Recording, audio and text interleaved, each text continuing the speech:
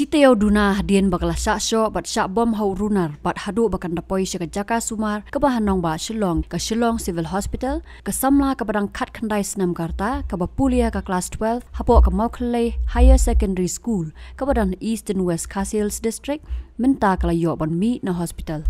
Kini ke jingja kedai ke belajar ke khat khandai tarik unai luar arja arpulai bat urunar uba suba don keti ban syok bat tmuru ban lebe ijan menta dan syok hak sela perthai hadien bola penkut no ela ke jong ke jingim hau to lai phasi hak lau jong ke Shillong Lawbyrtun hoon kala yo ban mi na hospital hendrai ban tipat ya ka kot ke khia jong kene ke khana ka long kumno Shillong Mail Kyrwoh ke Atiar ula yo banyak kran bat surgeon ke Shillong Civil Hospital Doktor karnayor hakaba ula yathu baka samla menta kala don hakamat ka bakot bakhia hendrai kan hab ban wan pendap yaki jingsumar ki badang sa.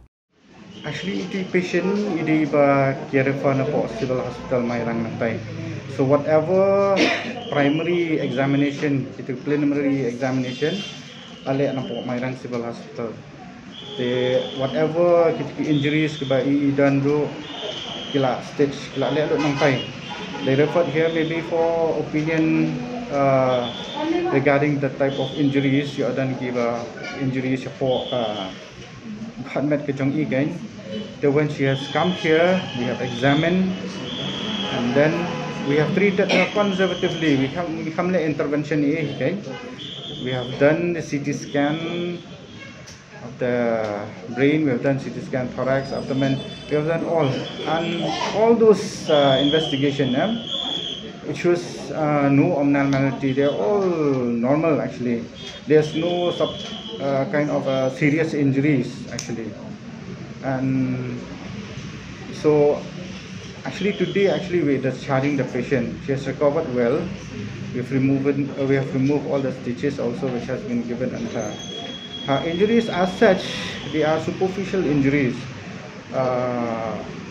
from the examination which we have found out in, and then we have just removed all the stitches and we have discharged her today, and we have asked for follow-up, that she has to come for follow-up also. Nalor kata ulaong baya ka primary examination jongka kila dap ban le nadong sadong hamairang Civil Hospital bat ka jingwan ra ka Shillong Civil Hospital ka long ban examine yo le se ka don kanu ka jingmong ka basapo ki department kamdon kan kuno ka jingma long bai dei baka man bai dei baki jingpang basapo. No, as such no, because whatever findings we have found out as per the investigation test we have done, no, there's nothing as such kind. Yeah, she's doing well actually.